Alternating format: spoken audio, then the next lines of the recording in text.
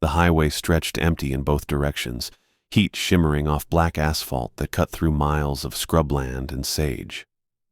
I'd been driving for 3 hours straight, windows down, because the AC in my truck had quit working 2 months back when I still had money for repairs. Construction work in Vegas had dried up faster than I expected. 1 week I was framing houses in Henderson, steady paycheck and overtime. Then the developer went bankrupt, and we all got let go on a Thursday afternoon. Spent 6 weeks burning through savings that weren't meant to last, applying everywhere, getting nothing back. The eviction notice came on a Monday. I had 2 weeks. Then I saw the ad online. Night custodian position, maximum security facility, immediate hire, housing included. I should have known something was wrong right then. Jobs don't come that easy. My grandmother's voice had been in my head the whole drive. Shannon used to tell me stories when I was a kid, sitting on her porch in the evening while the desert cooled down around us. Stories about our family's Paiute heritage, about places where the land held on to things that happened, where spirits refused to rest. She'd point out toward the hills and talk about spots you didn't go after dark, about respecting what you couldn't see. I'd nodded along, respectful but not really believing. Folklore, old traditions that didn't mean much to a guy trying to make rent in Las Vegas. Funny how desperation changes your thinking. Blackwater Penitentiary appeared in the distance around 2:30 in the afternoon. The facility rose out of flat desert like something that shouldn't exist out here, all concrete and razor wire catching the sun. Guard towers at each corner, high walls the color of sun-bleached bone. No trees anywhere near it, no vegetation except the sage and scrub that didn't know better. I pulled off the highway onto an access road that hadn't been repaved in years. Felt every crack and pothole rattle through my truck's worn suspension. The guard at the outer checkpoint barely looked at me, just checked my ID against his clipboard and waved me through toward the visitor parking lot. I parked between a dusty sedan and an empty space with oil stains, killed the engine, sat there for a minute. Last chance to turn around. But I thought about the eviction notice folded in my glove box, the $12 in my checking account, the way the property manager had looked at me when I'd asked for an extension. I got out. The heat hit immediately, dry and relentless, different from Vegas heat somehow, emptier. The main entrance sat at the end of a concrete walkway, metal detector visible through reinforced glass doors. Everything about the place felt designed to make you understand you didn't belong here. Warden Kennedy Stevenson met me in a small office just past the security checkpoint. She was maybe 45, professional in a way that made my work boots and faded jeans feel even more threadbare. Wire-rimmed glasses, hair pulled back tight, uniform pressed with sharp creases. "Mr. Luna." She didn't offer to shake hands, just gestured to a chair across from her desk. I sat. She had a folder already open in front of her, my application on top. I'd filled it out 3 days ago, desperate enough to drive out here for an interview that might not happen. She'd called that same evening. "The position is night custodian," she said. 11 p.m. to 7 a.m., 5 nights a week. You'll be responsible for maintenance and cleaning of administrative areas, cell blocks when they're secure, and common facilities. Standard janitorial work. I nodded. The ad mentioned housing. On-site quarters in the staff residence building. Single room, shared bathroom facilities, kitchenette access, rent-free as part of your compensation package. She pulled several papers from the folder, turned them to face me. Employment contract, benefits information, facility protocols. The word protocols should have made me pause, should have made me ask questions. Instead, I looked at the salary figure on the contract. $32,000 a year wasn't much, but with no rent, it meant I could start saving again, could get back on my feet. When would I start? Tonight, if you're willing. Blake Doyle, our veteran custodian, works the current night shift. He'll train you for the first week, then move to a different rotation. She pushed a pen across the desk. I picked it up. Scanned the first page of the contract. Standard employment language. At-will terms. Nothing that jumped out as unusual. The protocol packet underneath looked thick, maybe 30 pages of small print about security procedures and facility regulations. Shannon's voice whispered in my head again. Read before you sign, mijo. Always know what you're agreeing to. But Kennedy was watching me with the patient expression of someone who'd already decided I'd take the job, who knew I didn't have other options. The eviction notice sat in my truck. $12 wouldn't get me through another week. I signed. Kennedy countersigned, tucked the contract back into her folder. Blake will meet you at the residence building at 10:30. Get settled in your room first. He'll explain your duties before the shift starts. Thank you. The words came out rougher than I intended. She stood, which meant I should too. Welcome to Blackwater, Mr. Luna. The staff residence building sat on the facility's east side, separate from the main prison blocks but still inside the outer fence. 3 stories of institutional architecture that looked like it hadn't been updated since the 70s. My room was on the 2nd floor, number 207, accessed through a stairwell that smelled like industrial cleaner and old cigarette smoke. The room itself, twin bed with a thin mattress, metal desk and chair, narrow closet, single window with bars on the outside and a view of the parking lot. Shared bathroom down the hall. I'd stayed in worse during lean stretches between construction jobs. I brought my 2 duffel bags up from the truck, unpacked the essentials. Didn't take long. Then I sat on the bed and waited, watching the sun drop toward the horizon through the barred window. At 10:25, someone knocked. Blake Doyle stood in the hallway looking like he'd aged badly and knew it.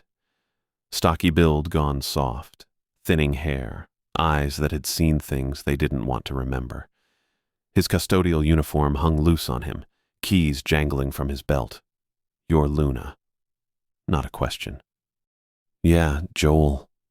Blake, come on. We need to talk before shift starts. He didn't wait for me to respond, just turned and headed down the hallway. I followed him down to the 1st floor, through a side door I hadn't noticed earlier, into a maintenance area with concrete floors and fluorescent lights that buzzed overhead. Cleaning supplies lined metal shelves, industrial mops and buckets. Everything organized with the precision of someone who'd worked here too long. Blake shut the door behind us, pulled a folded piece of paper from his pocket. Kennedy gave you the official protocols. He didn't make it a question. Yeah. Haven't read through all of them yet. Doesn't matter. Most of that's standard facility bullshit. Security clearances, which areas you can access, when, how to log your rounds. He unfolded the paper, smoothed it against a workbench. These are the real protocols, the ones that keep you alive. The paper was covered in handwritten rules numbered 1 through 9. Blake's handwriting, I figured, or maybe someone before him. The ink looked faded in places, like the list had been copied and recopied. Read them, Blake said. I stepped closer, scanned the first few lines. The rules sounded like the kind of superstitious bullshit you'd find on the internet. Don't go to certain areas after certain times. If you hear voices, don't respond. If the lights flicker in a specific pattern, leave immediately. This is a joke, right? Blake's expression didn't change. Miguel Long thought so too. He was your predecessor, been working here almost 8 months, started thinking he knew better than the protocols. What happened to him? 3 weeks ago, he heard sounds coming from the basement level. Old morgue area, been closed for years. Protocol says you hear anything from down there, you log it and leave. Don't investigate. Don't go near the access door. Blake's voice dropped lower. Miguel went to check it out instead. Security footage shows him going down the stairs around 2:15 a.m. And? Never came back up. They searched the entire basement level, every room, every corner. Found his flashlight near the morgue entrance still on. Blake tapped the list. These rules aren't suggestions. You follow them exactly, or you end up like Miguel. Blake smoothed the paper flat on the metal shelf, fluorescent light washing out the creases in the handwritten rules. His finger tapped Rule 1. Cell Block D, solitary confinement units. He looked at me direct. You don't clean those during your shift. Ever. I don't care if someone pukes blood all over the floor at 11:30. You log it, you leave it, you come back after 7 a.m. when daylight's through the windows. I nodded. Seems simple enough. The inmates in solitary... Blake paused, choosing words careful. They're serving long sentences, real long. Some of them don't know they're done yet. My grandmother's voice surfaced in my head. Places where spirits refuse to rest, mijo, where suffering soaks into the walls. Done? I asked. Dead. Blake's face stayed flat, but still there, still pacing, still counting days that ran out 20, 30 years back. You go in during shift hours, they know you're there. They want things, attention, contact, release. He shook his head. We can't give them any of that, so we don't go in. The maintenance room felt smaller, colder. Blake moved to Rule 2. Execution chambers on the east wing, past the medical unit. Old electric chairs still in there, decommissioned since they switched to lethal injection. Sometimes around 1 or 2 a.m. you'll hear singing. Hymns, usually. 3, 4 voices in harmony. Ghosts singing hymns, I said. Heard how it sounded. Whatever they are. Blake met my eyes. You hear it? You lock that door from the outside. There's a deadbolt, old brass one, and you walk away. Don't run. Don't look through the window. Just lock it and go. What happens if I don't? Miguel asked the same question. Blake's jaw worked. I told him I didn't know, and I didn't want to find out. Still don't. The singing stops eventually on its own, maybe 20 minutes, but you need to be gone before it does. I glanced at the paper. Rule 3. Blake tapped it. Any inmate you see in the corridors after midnight needs to show you their wristband. Every living inmate wears one. Orange for general population, red for high security, yellow for medical. You see someone walking around, you ask polite but firm. If they show you the band, you nod and keep moving. If they can't or won't. He paused. You radio Travis Edwards immediately. Security captain, works nights. He'll handle it. And if they don't have a wristband? Then they're not supposed to be walking anywhere. Blake's voice dropped. Because they're not inmates anymore. They're leftovers. Echoes. You report it. Travis logs it. And we all pretend the walls aren't thinner than they should be between here and wherever those poor bastards ended up. Rule 4 covered the administrative wing. Phantom footsteps, Blake said, heavy boots marching regulation paced down the corridors between 2 and 4 a.m. Officer Alan Neal, killed in '87 during a transfer gone wrong. Took a shank to the chest in the north corridor, bled out before the medics arrived. Alan still walks his patrol, Blake said. Same route, same timing, every night. You'll hear him coming, boots on linoleum, keys jangling on his belt. You step aside, face the wall, wait till he passes. What if I don't? Then he knows you're there. Blake's expression went hard. And he might think you're an inmate out of position. Alan was thorough when he was alive. Death didn't change that. Rules 5 and 6 blurred together. Don't use the service elevator between midnight and 3 a.m. Something about the cables in the shaft and a maintenance worker who fell 4 stories back in the 90s. Blake's voice flattened when he explained it, words coming automatic, and I didn't push. Rule 7. The basement morgue. Never investigate sounds from down there, no matter what. Miguel's mistake. The one that cost him. 8 and 9 covered smaller things. Don't clean the chapel alone if the candles light themselves. Don't respond if someone calls your name from an empty cell. Blake folded the paper, pressed it into my hand. Keep this on you, every shift. I tucked it in my shirt pocket. Travis Edwards knows about all this, Blake said. Security captain. He's good people, takes the reports serious. You see something wrong, you radio him. He won't think you're crazy, because he's seen it too. Because everyone who works nights here has seen it. Blake grabbed a rolling cart from against the wall, loaded it with supplies, spray bottles, rags, mop bucket. Come on, I'll walk you through the first round. 11:45. Blake had left me 20 minutes ago, headed back to the staff residence with his shoulders hunched and his keys silent against his hip. Said he'd done his part.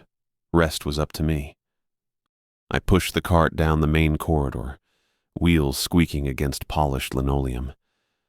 Overhead, fluorescents hummed, half of them flickering at intervals that felt almost deliberate. The facility stretched out around me, concrete and steel and locked doors, everything painted institutional beige or gray. My first stop was supposed to be the administrative offices. Trash bins, surface wiped down, vacuum if needed. Standard work, the kind I could do without thinking. But cell block D sat on my route. Blake had pointed it out during the walkthrough, made me note the entrance. Reinforced door with a narrow window, keycard access, warning signs about solitary confinement protocols. Remember, he'd said, not during shift hours. I slowed as I approached, told myself I was just passing by, just getting familiar with the layout. The cartwheels echoed different here, sound bouncing off closer walls. The door to D block stood closed, solid. A small window at eye level, wire-reinforced glass, maybe 6 inches square. I should have kept walking. My grandmother used to say, curiosity was respect's enemy. You don't stare at sacred places, you don't test spirits just to see what happens. I stopped anyway. Looked through the window, the solitary cells stretched down a narrow corridor, 6 on each side, metal doors with observation slots. Dim emergency lighting cast everything in sickly yellow, and through those slots I saw movement. Pacing. Back and forth, same pattern, mechanical and endless. One cell showed a figure in orange, prison jumpsuit, faded, almost white. He walked 4 steps, turned, walked back. 4 steps, turn, repeat. His face stayed angled down, features lost in shadow. Another cell held someone sitting against the far wall, knees drawn up, head moving side to side. Rocking, maybe, or refusing something I couldn't hear. I counted 5 cells with movement, 5 figures serving time in solitary. My hand found the flashlight on my belt. Heavy mag light, the kind that doubled as a weapon if needed. I clicked it on, aimed the beam through the window. The figures vanished, not faded, not walked away. Just gone between one heartbeat and the next. The cells stood empty. Bare mattresses on metal frames, steel toilets, nothing else. But the walls. I pressed closer to the window, angling the light. Scratches covered the concrete, deep gouges, deliberate marks, words carved with something sharp over years of patient work. Names, I realized. Guard names. Peterson, Williams, Cow, Briggs. Others I couldn't make out, overlapping and crossed through. The floors showed stains, rust-colored, spreading from the corners, patterns that suggested someone had bled out slow and thorough. 4 guards killed in the D-block riot of '73, Blake had mentioned. Inmates took the wing for 18 hours before the state police breached. Found the guards in solitary, beaten to death with pieces of broken bed frame. I killed the flashlight. The figures reappeared in my peripheral vision, still pacing, still rocking, still serving sentences that death hadn't commuted. My mouth tasted like copper. I backed away from the door, hands shaking just enough to notice, and grabbed the cart handle. Administrative wing, trash bins, normal work. I made it 15 feet before I heard the singing. Faint at first, barely audible under the fluorescent hum. Voices in harmony, words I couldn't quite catch. Hymns, Blake had said. 3 or 4 voices. I counted 5 distinct parts, weaving together. The execution chamber sat east, past medical. I oriented myself, traced the sound. Yeah, coming from that direction, threading through the corridors. Beautiful, actually. Whoever they'd been in life, they could sing. Rule 2 surfaced clear in my head. Lock the door from outside. Walk away. Don't run. I left the cart against the wall and moved toward the sound. Not to investigate, to follow protocol. Lock it down, contain it, retreat. The medical unit stretched empty, examination rooms dark behind small windows. Past that, a junction. The execution chamber sat at the end of a short hallway, door marked with faded lettering. Authorized personnel only. The singing got louder, richer. 5 voices definitely, maybe 6, harmonizing on something that sounded like Amazing Grace but wasn't quite. Words slightly wrong, melody shifted. The door stood ajar. Just an inch, maybe 2. I should have wondered about that, should have questioned why it wasn't secured. Instead, I grabbed the handle, cold brass, old enough to show tarnish, and pulled it shut. The deadbolt was there, just like Blake said. Heavy mechanism, probably original to the building. I threw it home. The singing continued, muffled now, but still clear, still beautiful. I turned, started walking. Not running. Blake's voice in my head, just lock it and go. Behind me, inside the chamber, something heavy dragged across metal. Scraping, deliberate, the sound of weight being pulled with effort. The singing didn't stop. I kept walking, steady pace. Hands clenched until I reached the junction and turned the corner. Only then did I let myself breathe full, let the tension crack. My first night. Not even 1 a.m. yet. 6 more hours to go. I went back for the cart. Couldn't leave it sitting in the middle of the corridor with mop handles sticking up and spray bottles rattling every time someone walked past. Blake would ask questions. Worse, Kennedy might see it on a camera feed and wonder what the hell her new custodian was doing abandoning equipment on his first night. The wheels squeaked with each rotation. Same high-pitched rhythm I'd already memorized. Squeak, squeak, pause. Squeak, squeak, pause. The sound bounced off concrete walls and came back wrong somehow. Doubled up on itself until I couldn't tell if I was hearing my own cart or something else rolling through adjacent corridors. I had administrative offices on the list. Bathrooms, break rooms, Kennedy's office suite. Normal cleaning work that didn't involve doors locking themselves or figures that vanished when light hit them straight on. The route took me past the basement access stairs. Shouldn't have looked. Should have kept my eyes forward and pushed the cart straight past. But the stairwell door stood open maybe 3 inches, and I caught movement in the gap. Not movement exactly. A shift in the darkness, like something down there had noticed me noticing it. Then I heard the voice. Help! Distant, echoing up from somewhere below. Somebody help me. Miguel's voice. Had to be. Same, slightly higher pitch Blake had mentioned when he'd described Miguel calling out before the footage cut off. The sound came from deep in the basement, past where the stairs bottomed out, from the direction Blake said the morgue occupied. I'm stuck back here. The voice bounced off tile and concrete. Behind the freezer units, can't get out. I gripped the cart handle. My grandmother used to say that spirits of the lost called out from places they died, trying to pull the living into the same trap. Didn't matter if you wanted to help. Didn't matter if the voice sounded real and desperate and exactly right. Going to them just added another voice to the chorus. The sound shifted. Now it came from my left, from a utility closet that couldn't possibly connect to the basement. Please, it's cold down here. Then, from behind me. Joel, I know you can hear me. Couldn't come from 3 directions at once, not unless whatever made the sound didn't have a fixed location, didn't follow the normal rules about where voices originated and how they traveled through space. I left the cart again, walked away at the same steady pace Blake had demonstrated, not running, but not lingering either. Behind me, Miguel's voice called out twice more, each time from a different impossible angle, before cutting off completely.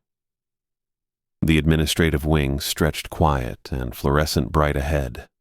Linoleum floors instead of concrete, acoustic ceiling tiles instead of exposed ductwork, bulletin boards with OSHA notices, and Employee of the Month photos from 1997, normal enough that I almost relaxed. Then I heard the footsteps. Not one person. A group moving in formation, boots hitting linoleum in perfect synchronized rhythm. March, march, march, march, steady and mechanical. The sound of guards doing rounds or inmates being moved in lockstep from one section to another. But the corridor ahead stood empty. Every door closed. Every office dark behind interior windows. The footsteps kept coming, growing louder, and I pressed myself against the wall next to a water fountain, remembering Blake's rule about Officer Neal and giving him space to pass. The formation marched past.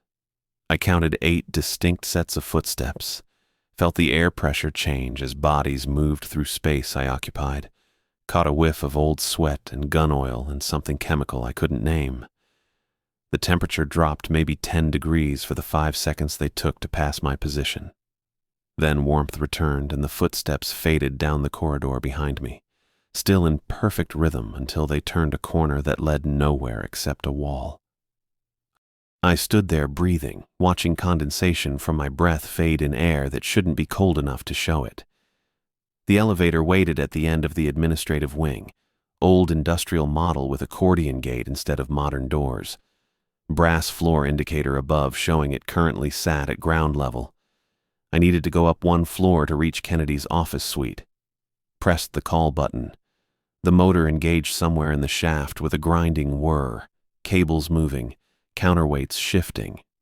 The floor indicator didn't move. The elevator stayed at ground level according to the brass needle, but I heard it climbing, passing 1st floor, passing 2nd, going higher than the building actually went. The accordion gate rattled open. Inside, the elevator car stretched wrong. Deeper than it should be, like someone had added 15 feet to the back. Fluorescent strips on the ceiling flickered over a space crammed with filing cabinets and a metal desk where 3 figures in guard uniforms from maybe the 80s sat processing paperwork. They didn't look up, just kept writing on forms, stamping documents, moving papers from one stack to another with the mechanical efficiency of people who'd done the same task for decades. The floor indicator above the elevator showed a 4. Building only went to 3 floors. I'd seen it from outside, counted the windows, checked the directory posted near the main entrance. One of the figures reached for a fresh form. His hand passed through the paper twice before managing to grip it solid enough to move it to the center of his desk. I let the gate rattle closed. Didn't step inside. Didn't call out. Didn't ask what the hell they were processing or why they needed a 4th floor that couldn't exist. Just backed away and found the stairs, climbed them manually with my legs shaking enough that I had to grip the railing. Blake's rules hadn't covered the 4th floor specifically, but the principle held. Don't engage. Don't investigate. See something wrong, you log it and move on.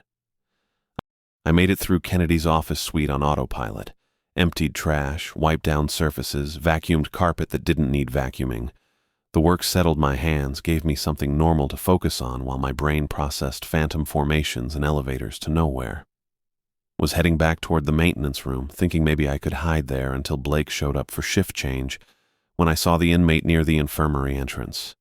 He stood under a flickering light, one hand pressed against the wall, the other clutching his stomach.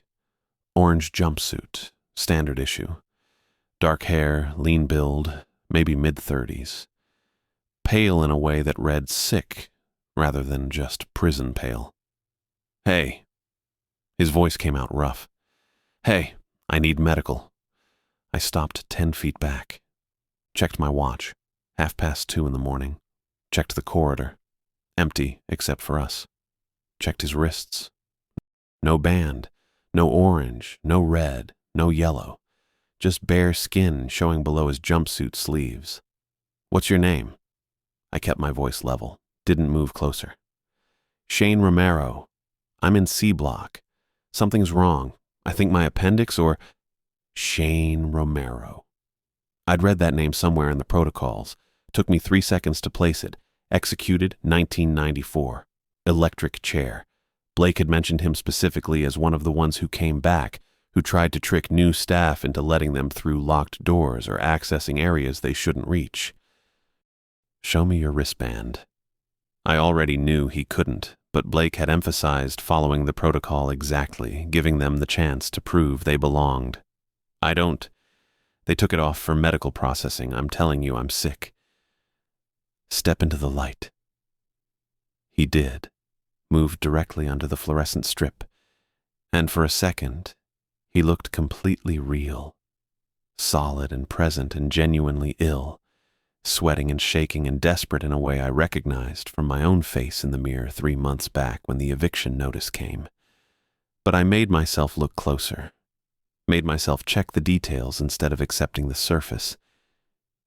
His jumpsuit showed scorch marks, small ones around the collar, larger patches on the shoulders and chest where fabric had burned and melted and somehow repaired itself into a mockery of prison uniform. The orange had faded to brown in spots, edges crispy in a way laundry couldn't explain. His wrists, where I'd looked for the band. Rope burns circled both of them, deep grooves in flesh that wept clear fluid instead of blood. "I can't let you into medical," I said. "You need to return to your cell." "I'm dying here. Shane Romero was executed in 1994. The words came out steady despite my pulse hammering in my ears. "You're not an inmate. You're not getting past me." His face changed, started at the eyes, whites going yellow, then gray, then black as the flesh around them loosened and pulled away from bone.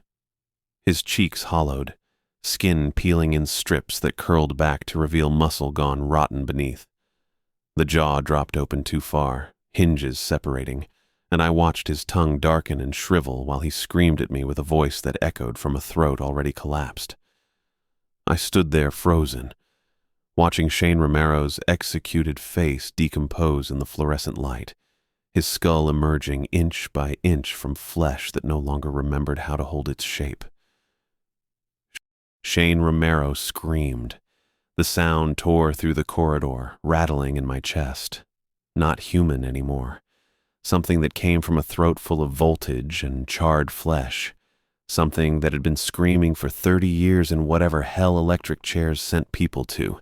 Every fluorescent fixture in the corridor exploded, not one by one, all at once. 12 tubes burst in perfect synchronization, glass spraying down in a rain that caught the emergency exit light at the far end. The sound was massive. 12 shotgun blasts compressed into a single crack that left my ears ringing. Sparks cascaded from the ceiling fixtures, white and orange against the sudden darkness, arcing across exposed wiring before dying out. The scorch marks appeared on the walls. Black streaks radiated outward from where Shane had been standing, spreading across the concrete in patterns that looked almost deliberate. The marks climbed 8 feet up both walls, carbon shadows that reminded me of burn patterns I'd seen on job sites after electrical fires, except these were shaped wrong, too symmetrical, too precise.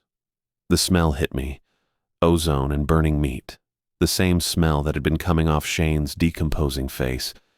I backed away from where the figure had stood moments before. My boots crunched on glass. The corridor stretched behind me, lit only by that single emergency exit sign 40 feet down. Red light barely penetrated the darkness between us. The scorch marks were still visible, though, darker patches against dark concrete, radiating from an empty spot on the floor. Shane was gone. Just gone. No body, no ash, nothing but those burn patterns and the chemical stink hanging in the air. My hands were shaking. I noticed because I was still holding the mag light, and the beam was dancing across the walls, catching on fragments of shattered fluorescent tubes scattered across the floor. I tried to steady my grip, but my fingers wouldn't cooperate. The flashlight beam kept jerking, kept finding those scorch marks. I should have gone back to the maintenance room, logged the incident, followed protocol. Instead, I kept walking. My cart was somewhere behind me. I'd abandoned it when I'd first encountered Shane. My cleaning route was shot to hell. but my feet kept moving, carrying me deeper into the facility on pure momentum, and I didn't have the presence of mind to stop them. The corridor branched. I took the left fork without thinking, following the gentle curve past darkened administrative offices. My maglite picked out familiar landmarks, the water fountain where I'd pressed myself against the wall when the phantom guards marched past, the bulletin board with staff schedules and safety notices, the heavy door leading to the records archive. The chapel entrance appeared on my right. I'd been walking on autopilot, but the sight of that door stopped me cold. Double doors, solid oak, older than the rest of the facility. A small window set at eye level. Wire mesh reinforced between two panes of glass. Light spilled through that window. Warm, flickering, candlelight. Blake's Rule 8 surfaced in my memory. Don't clean the chapel alone if the candles light themselves. Walk away and log it. I should have walked away. My grandmother Shannon used to tell me that curiosity was how spirits tested you. They'd show you something impossible, something beautiful or terrible, and wait to see if you'd step closer. The smart ones walked away. The dead ones always took one more step. I took one more step. The maglite beam hit the window at an angle, and I pressed my face close to see inside. Dozens of executed inmates knelt in prayer formation. They filled every pew, 6 rows deep, all facing the altar. Orange jumpsuits, all of them. Their heads were bowed, hands clasped, postures perfect. The candlelight came from hundreds of candles, lining the walls, clustered on the altar, sitting on the floor between the pews. None of them had been there during my orientation tour this afternoon. The chapel had been empty then, just wooden pews and a simple altar with a cross. The cross was still there, but something massive moved behind it. A shadow. Too large for the space, too dark for the candlelight to penetrate. It shifted back and forth behind the altar with a slow, deliberate rhythm. Left, right, left, right. The movement made my eyes hurt, made my brain try to reject what I was seeing because the geometry was wrong. The shadow was too tall for the ceiling height, too wide for the chapel walls. The inmates were chanting. I couldn't make out the words through the door, just a low, rhythmic murmur that rose and fell. 50 voices, maybe 60, all synchronized. The sound had a texture to it, something that pressed against the door and leaked through the cracks around the frame. My hand was on the door handle before I realized I'd moved. The brass was ice cold. Frost formed on my palm where skin met metal, and I jerked back. The chanting continued, unchanged. The candles kept flickering. The shadow kept moving behind the altar. I pushed the door open. The smell came first, old wood and candle wax, but underneath that, decomposition. Not fresh, not the immediate rot of roadkill in summer heat. This was older, drier. The smell of things that had been dead so long they'd moved past decay into something else. The chanting resolved into words. Justice delayed, justice denied, justice delayed, justice denied. Over and over, 60 voices in perfect unison. The inmates didn't turn to look at me, didn't acknowledge the door opening, the light from my maglite sweeping across their backs. They just kept chanting, kept swaying slightly in their pews, hands clasped and heads bowed. I stepped inside. The door swung shut behind me on its own. No wind, no mechanism, just a slow, deliberate movement that ended with a soft click. The shadow behind the altar stopped moving. It turned toward me. I felt it turn even though I couldn't see eyes, couldn't see a face. Just that massive darkness that shouldn't fit in the space it occupied, focusing its attention on me with the weight of a physical thing. One inmate stood, 3rd row, left side. He rose smoothly, his movements too fluid, and turned to face me. His head was partially severed. The cut went from his left shoulder up through his neck, stopping just below his right ear. The wound gaped open, showing vertebrae and dried tissue. his head tilted at an angle that should have been impossible, held on by a thin strip of skin and muscle. When he spoke, the wound flexed. "Your judgment hasn't arrived yet." His voice was conversational, matter-of-fact, the same tone Blake used when explaining the route to the maintenance room. I couldn't move. Couldn't look away from that wound, from the anatomical cross-section of his throat visible in the candlelight. I'd seen injuries on job sites. A guy who caught a circular saw blade to the thigh, another who took a nail gun to the hand. But nothing like this. Nothing that should have left someone standing and talking. "The rest of us," he continued, gesturing at the kneeling figures around him, "we've received ours. Some deserved. Some—" The wound flexed again as he tilted his head further, considering. "Some less clear." The chanting had stopped. 60 heads remained bowed, but I could feel their attention on me now. Waiting. "You're not one of us yet," the inmate said, "but you work in a place of judgment. Walk these halls, clean these floors." He smiled, and the expression pulled at the edges of his wound. "Eventually, everyone here receives what's owed." The altar cracked. Not a small crack. A massive split that ran down the center of the wooden structure with a sound like a tree trunk breaking. The cross tilted, fell, clattered against the floor. The crack widened, edges pulling apart to reveal darkness underneath. Not just darkness. An absence. A void that light couldn't penetrate, that my eyes couldn't focus on.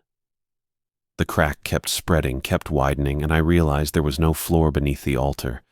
Just that endless pit, that absence of everything, opening up like a mouth.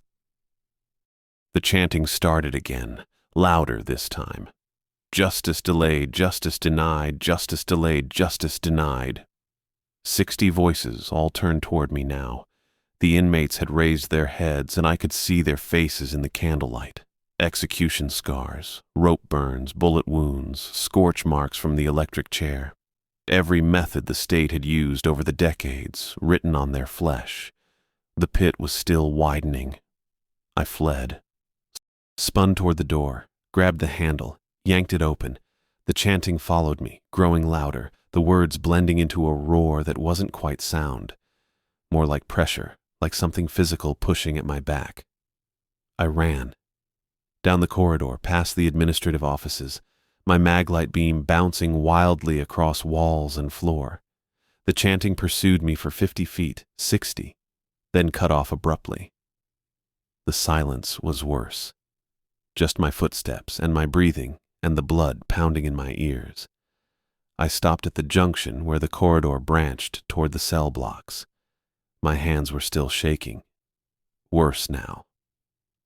I pressed my back against the wall and tried to breathe. Tried to think. The protocols weren't just superstitions.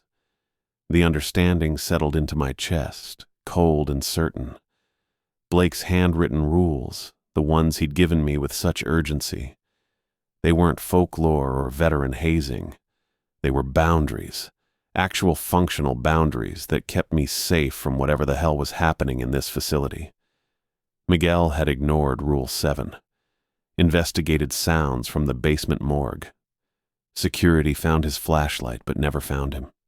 I'd followed Rule 3. Checked Shane Romero's wristband. Recognized the name from Blake's warnings. Refused him access.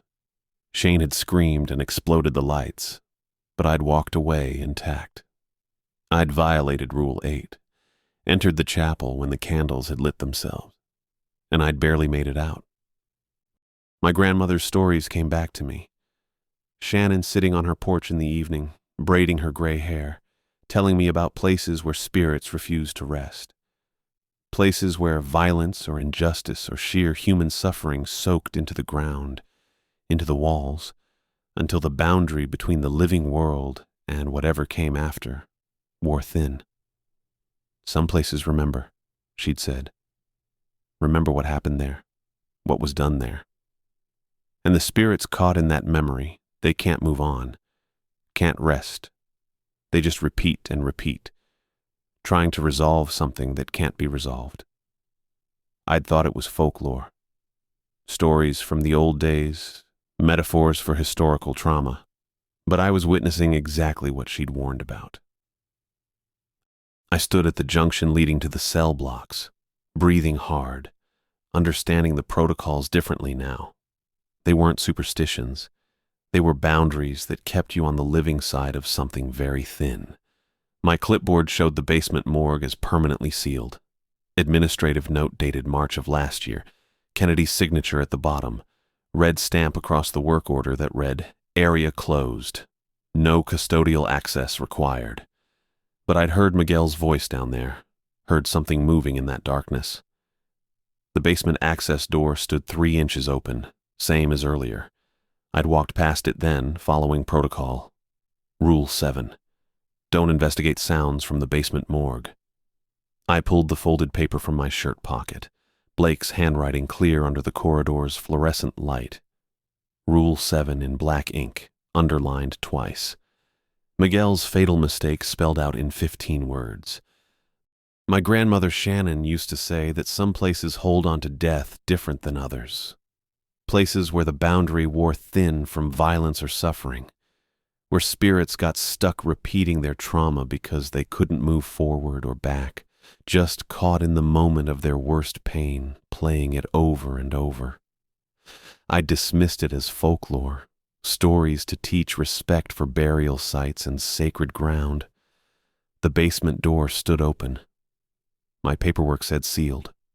Someone was lying, and I needed to know which version was true. I pushed the door wider. It swung on silent hinges, recently oiled despite being permanently closed. The concrete stairwell descended 15 feet, lit by a single caged bulb at the bottom that cast everything in yellow-gray. I started down. Each step echoed wrong, bouncing back too quick from walls that felt closer than they looked. The temperature dropped 10 degrees by the time I reached the bottom.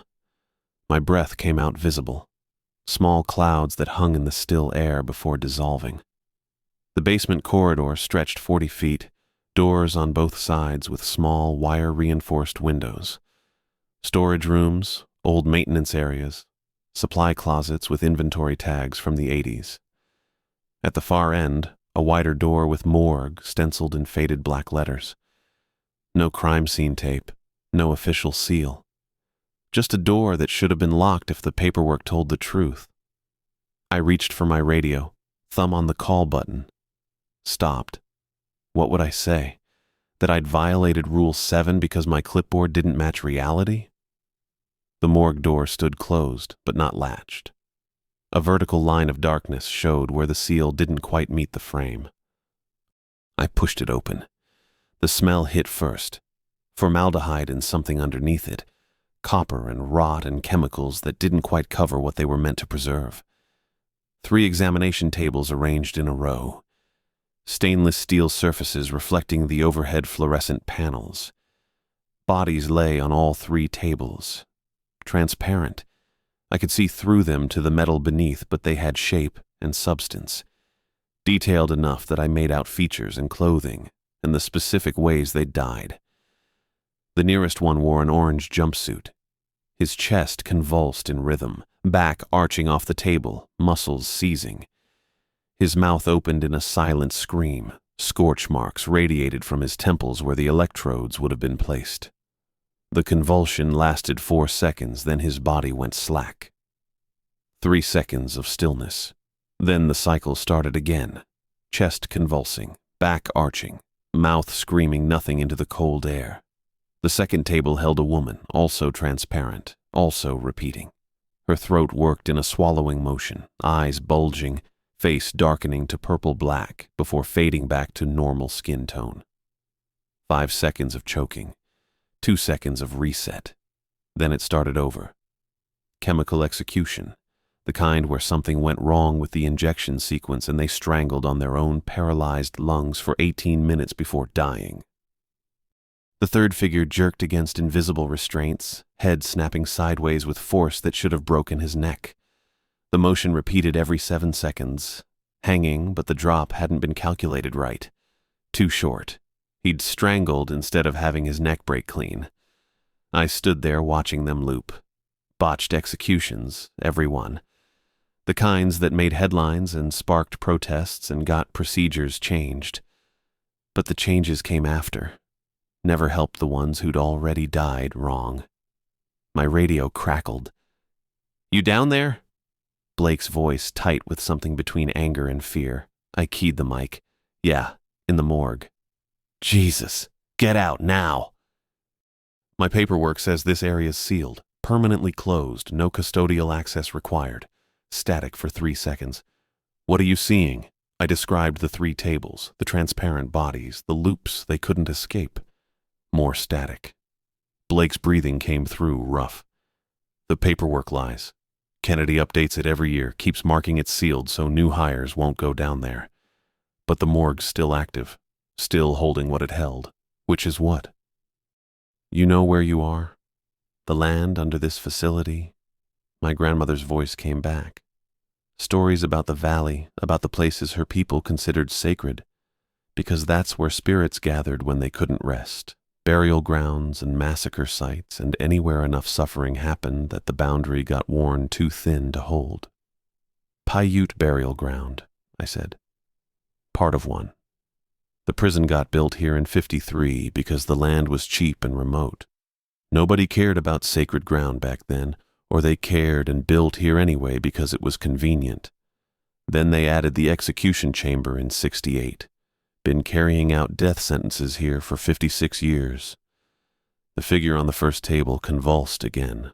4 seconds of electrical current that never stopped flowing in whatever place he existed. "Executions on sacred ground where spirits already gathered," I said. "That created something. A convergence. That's what Miguel called it before he disappeared.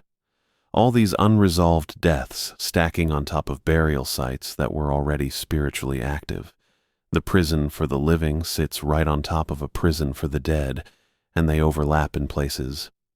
The execution chamber, cell block D, where the riot happened, this morgue. Anywhere enough people died with anger or injustice or unfinished business. The woman on the second table choked silently. Her eyes found mine for half a second before the reset came. "They see me," I said. "They see everyone. They're still experiencing their deaths, but they're aware enough to know they're stuck. That's the worst part. It's not just replaying. It's replaying while they're conscious of the loop." I thought about the inmates in the chapel, the massive shadow behind the altar, the crack that opened into void. Justice delayed. Justice denied. They'd all received their judgments, deserved or not, and now they couldn't move past them. "Previous custodians tried to help them," Blake said through the radio. "Miguel wasn't the first. Back in '74, a guy named Chen went down there with a priest. They found Chen 3 days later in cell block D. No memory of how he got there and no priest with him. In '89, someone tried burning sage through the whole basement level. Fire suppression system kicked on, flooded everything, and when maintenance pumped it out, they found her work boots sitting empty in front of the morgue door. Just the boots, laces still tied. The figure on the third table jerked against his invisible noose. 7 seconds, regular as a clock. Every protocol in that list represents someone who tried to investigate or help or fix what was happening here," Blake continued. "And every single one of them either disappeared or barely got out. The rules aren't about being cruel or ignoring suffering. They're about accepting that some things can't be resolved. Your job isn't to help these people. It's to maintain the boundary between the living side and the dead side so they don't bleed together more than they already have." I looked at the 3 transparent figures, locked in their worst moments forever. My grandmother would have said they needed proper burial rites, prayers in the old language, tobacco offerings, and respect for the dead. But Blake was right. I wasn't here to fix this. Nobody could fix this. The facility had spent 56 years executing people on sacred ground where the boundary was already thin, and that convergence had created something that couldn't be undone. The protocols existed to keep staff alive by teaching them not to engage, not to investigate, not to try helping what couldn't be helped. The only role I could serve was maintaining separation, following the rules, keeping the living world and the world of condemned spirits from collapsing into each other completely. I backed toward the morgue door, watching the loops continue. The protocols weren't cruelty. They were the only wisdom anyone had managed to extract from decades of loss.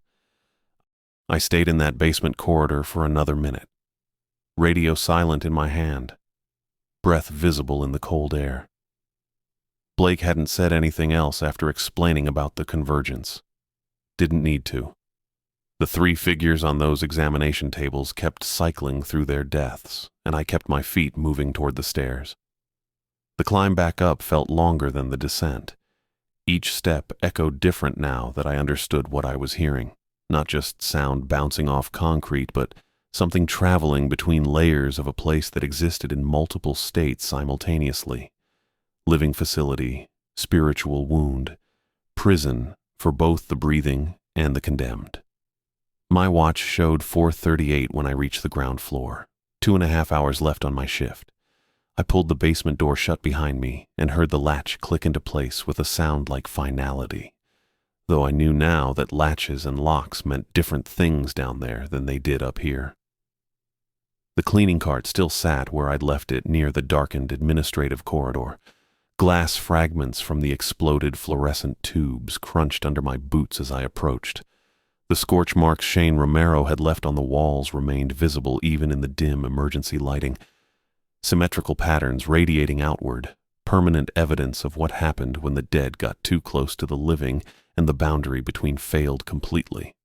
I should have been logging these incidents, should have been filling out maintenance reports and notifying Kennedy about the destroyed lights and damaged walls. But Blake's protocols didn't mention paperwork. They mentioned survival, walking away, not investigating, maintaining separation. The distinction felt crucial now. I resumed my route on autopilot, pushing the squeaking cart through corridors I'd already cleaned, double-checking bathrooms and break rooms that didn't need attention. Busy work, movement, anything to keep my hands occupied while my brain processed what the last 6 hours had taught me. By 5:15, I'd circled back to the maintenance room. Blake's handwritten rules still sat in my shirt pocket, the paper warm from body heat. I pulled it out and read through all 9 again under the fluorescent lights, seeing different words than I had at 11 p.m. Not restrictions, protections. Each rule represented someone. Chen, who disappeared for 3 days trying to help in cell block D. The custodian in 89, whose empty boots were found outside the morgue after attempting to burn sage. Miguel, who'd lasted 8 months before investigating sounds from the basement and never coming back up. The protocols were a map drawn in blood and loss, showing exactly where the boundary between worlds wore thin enough to fail completely. They marked the pressure points where 56 years of state executions on Paiute burial ground had created something the living weren't equipped to fix or contain, only to navigate carefully, following rules that kept us on our side of a line we couldn't see but could definitely cross. I thought about my grandmother Shannon, sitting on her porch in the evening heat, telling me stories I'd half listened to while checking my phone or thinking about construction schedules. Stories about places where violence soaked into earth and wouldn't wash out. About land that remembered suffering and held onto it, creating thin spots where spirits got stuck between proper death and improper rest. She'd been teaching me, preparing me for exactly this kind of place, though neither of us knew it at the time. "The old places remember," she'd said once, braiding her gray hair while monsoon clouds built on the horizon. "Your people understood that, knew which ground was sacred, which was cursed, which was just earth. White folks don't make those distinctions. They see empty land and think it's blank, but nothing's blank. Everything remembers." I'd nodded without really hearing. Thought it was folklore. Cultural heritage that didn't apply to my life in Vegas, working construction, paying rent, living in the modern world where land was just property and buildings were just structures. Blackwater had taught me different in 6 hours. The facility sat on burial ground. Sacred earth, where my ancestors had understood the boundary between living and dead, needed careful respect. Then the state built a prison there in 53, added an execution chamber in 68, spent 56 years conducting death sentences on land that was already spiritually active, stacking unresolved executions on top of desecrated burial sites until the convergence became permanent.